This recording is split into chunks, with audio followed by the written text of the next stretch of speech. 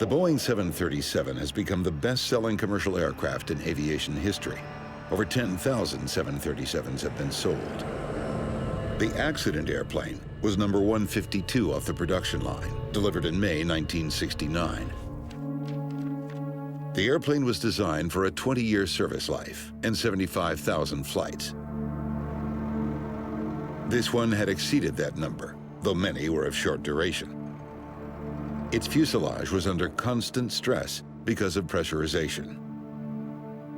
The fuselage of the airplane is actually breathing. It expands and contracts depending on altitude. When it's on the ground, it's in a contracted status. When it's at altitude, 24,000 feet, the fuselage expands. So the airplane is constantly cycling. That's pressurization. That will weaken the structure over a long period of time.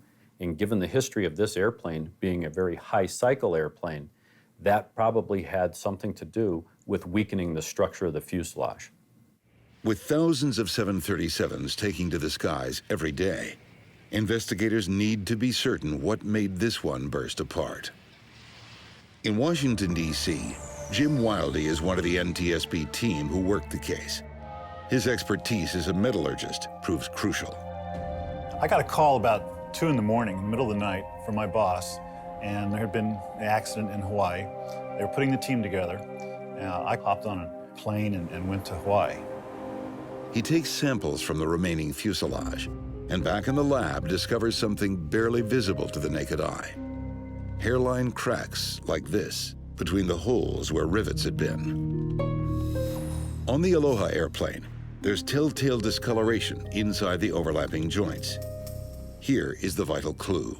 You can see now where the dark material is the epoxy that was used to bond the 2 layers of the lap joint together.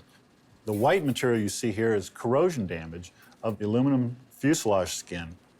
So the original intent was that the stress that's trying to pull one skin away from the other skin piece, the stresses would go through the bonding and not through the rivets. Of course, as this thing becomes disbonded, now the rivets themselves are loaded, and especially this top row of rivets, and this is the row of rivets we think that had the fatigue cracking in it that led to the eventual opening of the roof structure on the Aloha 737 airplane. The Hawaii climate, with humid and salt-laden air, helps corrosion to occur. But instead of grounding airplanes for a nose-to-tail examination, Aloha has inspectors make occasional checks, often at night, when those on duty are least alert. Working under artificial light, those tiny cracks escape detection. These cracks go unrepaired, and now you have an airplane that is a ticking time bomb. The witness saw cracking in this area, and we found fatigue cracking back in here.